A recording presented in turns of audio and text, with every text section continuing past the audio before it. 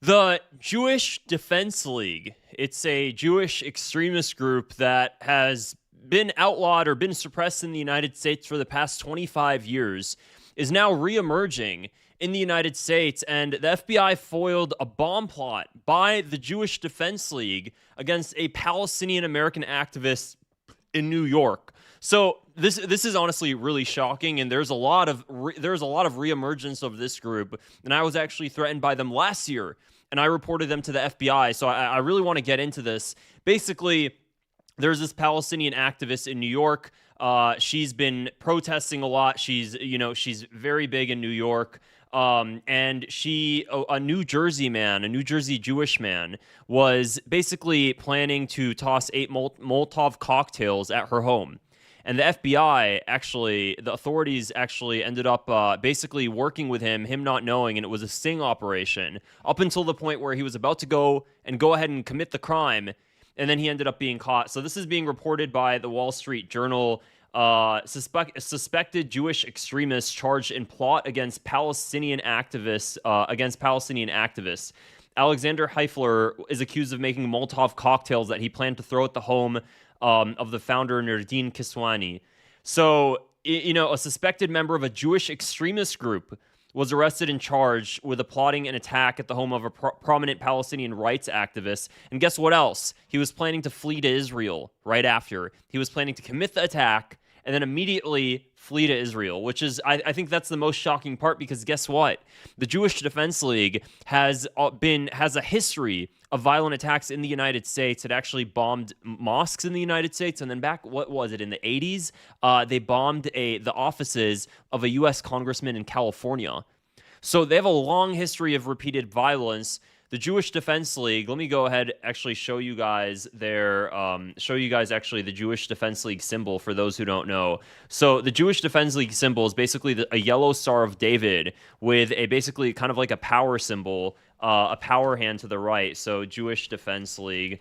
Let me go ahead and show it to you guys right here. So this is the Jewish Defense League symbol. If anybody's seen it before, it's this symbol right over here.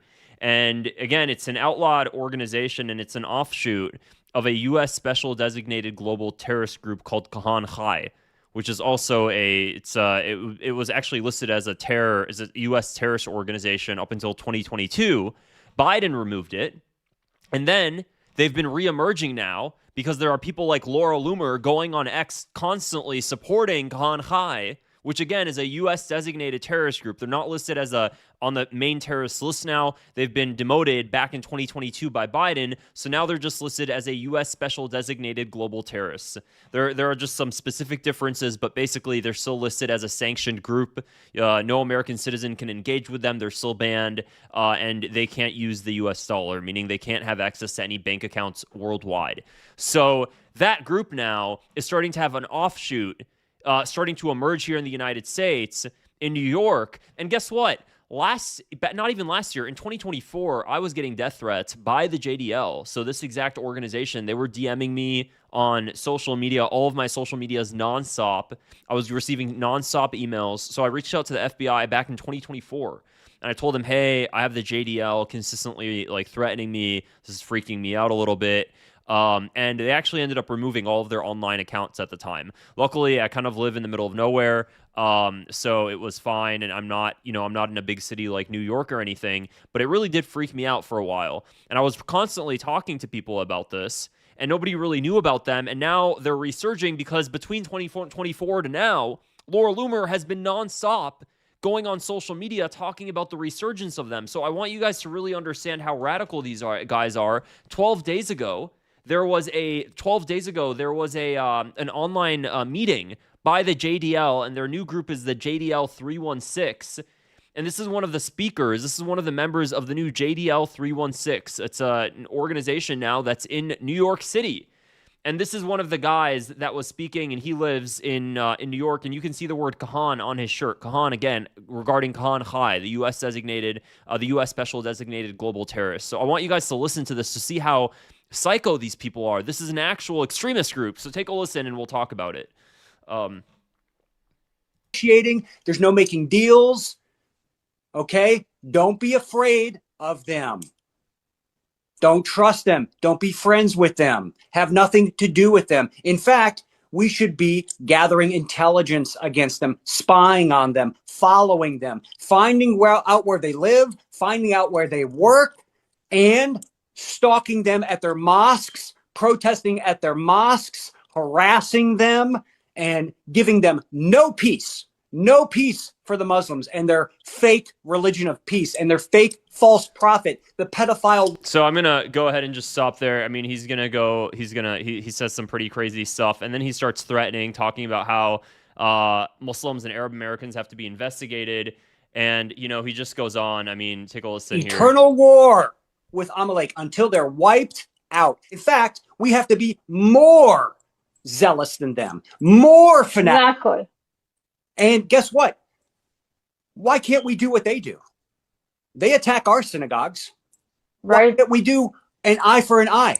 Ayin tachat ayin. Ayin tachat ayin. That's what we say in Hebrew. Okay? And, I hate to say it because this is going to get us in trouble. But right about now, we need a couple thousand Baruch Goldsteins. That's what we really need, I have to stop right there. For those who don't know what he just said, Baruch Goldstein is an Israeli American who killed 29 Palestinians in Hebron in 1994. So what he's calling for is he's calling for basically to just go on mass terrorist raids on Palestinians, on Muslim Americans, on Arab Americans, on anybody who really looks brown. I mean, these people are really fanatical the way they go about it. They really, really are fanatical. And he's just going out publicly stating this. Now, might not seem like a big deal, but guess what? These are people living in New York that are making Molotov cocktails, that are planning bombs. And I said back in 2024, I'm like, guys, this is one of the main dudes living in New York that's really pushing this. Well, now it's starting to kind of now this is starting to resurge. So let me go ahead and show you guys what's being said online now.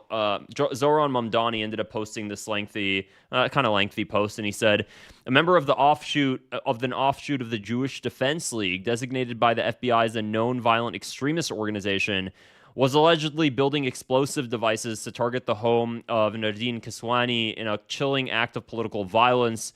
The defendant reportedly planned to flee to Israel following the attack. This comes amid an alarming rise in threats and violence targeting Palestinian human rights advocates.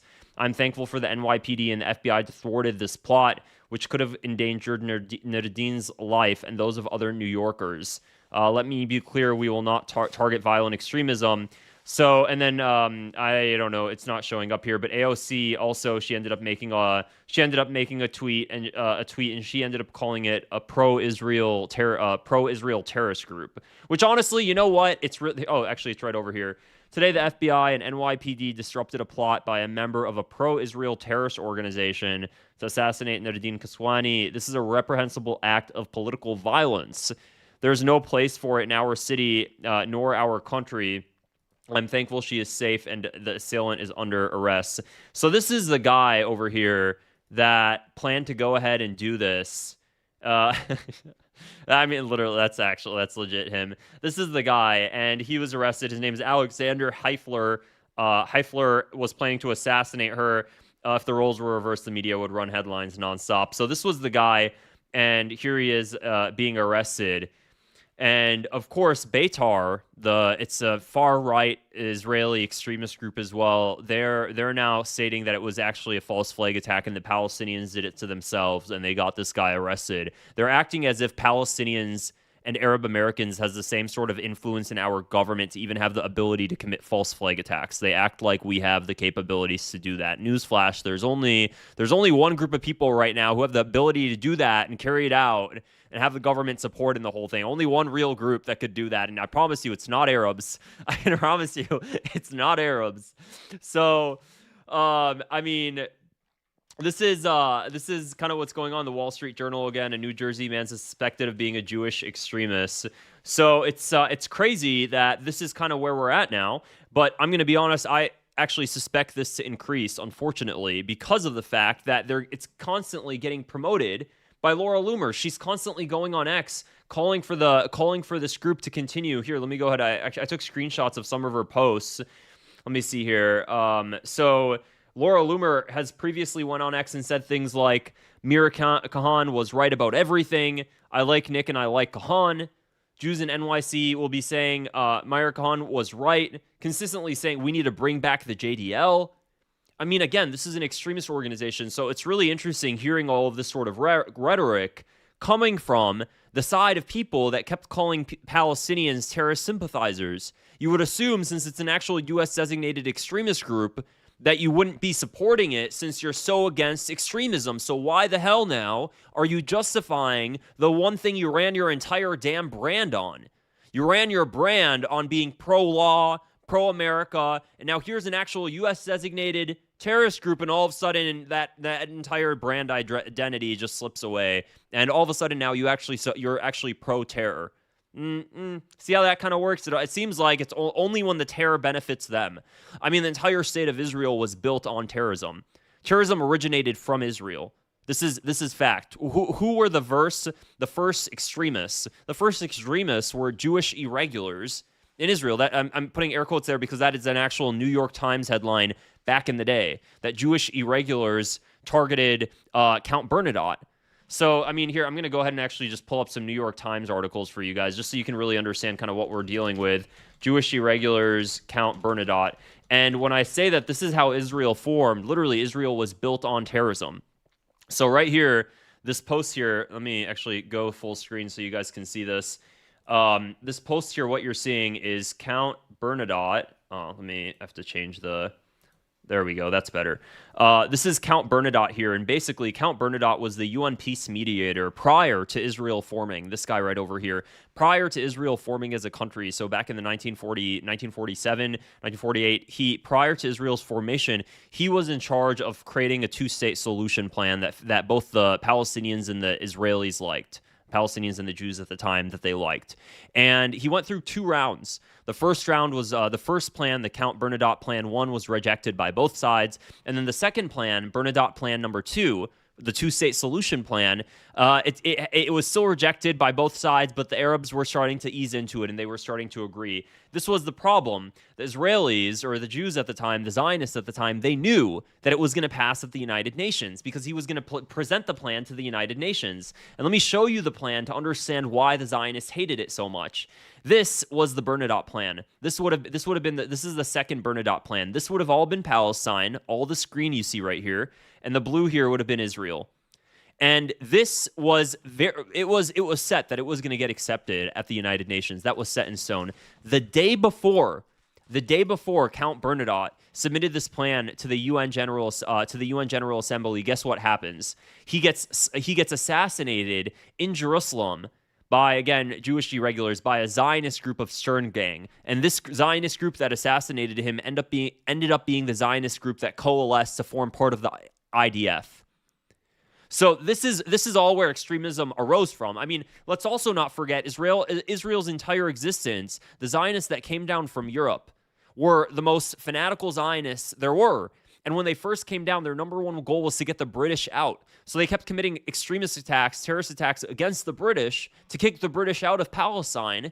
So that way they would be able to kind of hold fort and take over the land without the British being there trying to calm down the tensions. So, I mean, there was a lot of Jewish irregulars, British troops. Let me see, British troops, Palestine Post. There was a lot of articles of this continuously where they were fighting, and they ended up getting pushed for this reason. So, let's see, where is it? Here's another article. Jews fight for Palestine. Help Britain restore Palestine to Israel. The Jewish Legion needs you. And this was a lot of propaganda ads.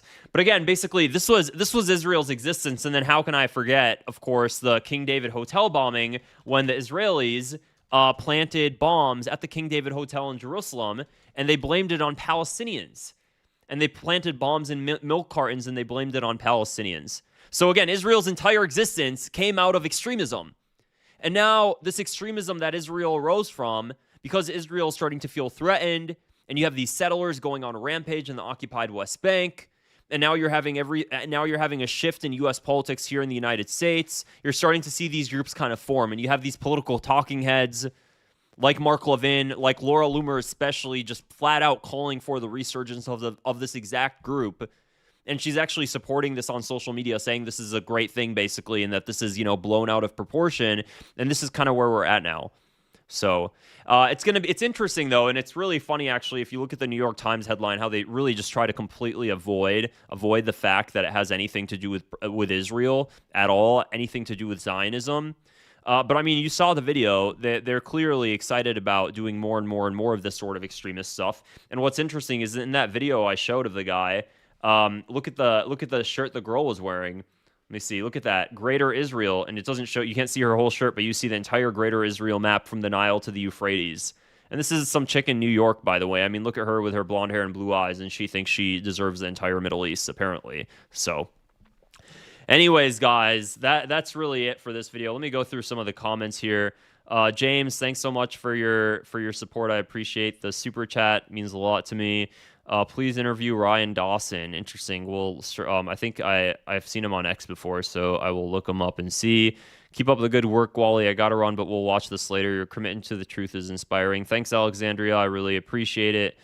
Loomer is certifiably loony. I absolutely agree. Polyphys MD. So yeah, guys, that is going to be it for this video. I hope you guys found it interesting. If you did, I'd really appreciate it if you go ahead and click the subscribe button below and give it a thumbs up as well. Otherwise, I will see you guys in the next video. Take care and have a great day.